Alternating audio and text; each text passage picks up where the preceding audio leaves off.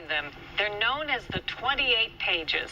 In those pages are names of people who allegedly helped the al-Qaeda killers, but who have never been held accountable. Potential sources of foreign support for the September 11th hijackers, classified by the Bush administration. Why the 28 pages remain hidden from the public remains a mystery. We know the 28 pages from Senator Graham and Senator Jones that have seen it, and military we've had on that have seen it. It says Saudi Arabia ran the attacks to blame Iraq. That was always the plan.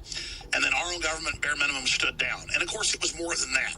But we have the fact that it now, to a great extent, was an inside job. I have read the 28 pages, and the 28 pages have nothing to do with national security. Nothing, or I wouldn't be standing here.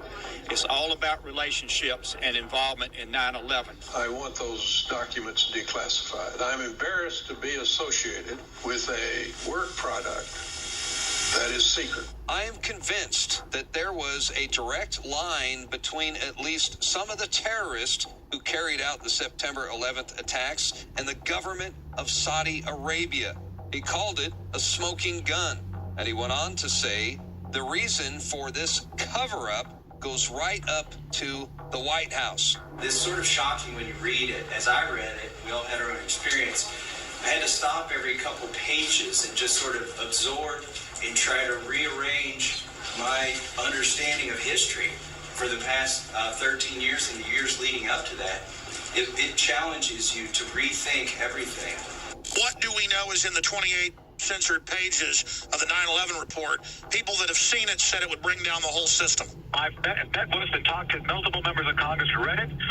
They are convinced the American people need to see it. It has to do with information which is not convenient to the White House, either White House, the Clinton White House or the Bush White House. We cannot let page after page of blanked out documents be obscured behind a veil, leaving these families to wonder if there is additional information surrounding these horrible acts. My son, Matthew C. Salito, was murdered September 11th, 2001. On September 11th, I lost my husband, Tom Strada. My husband, Victor, was the captain of United Flight 175 that struck the South Tower of the World Trade Center on September 11th at 9:03 a.m. My father never got to see me compete on my horse, cheer me on at a lacrosse game, or hear me speak at my middle school graduation.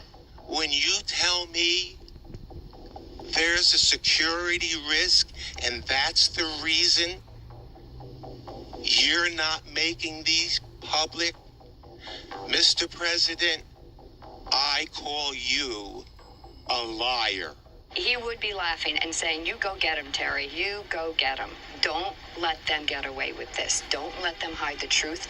And don't let the people that were behind it not pay." Every nation in every region now has a decision to make.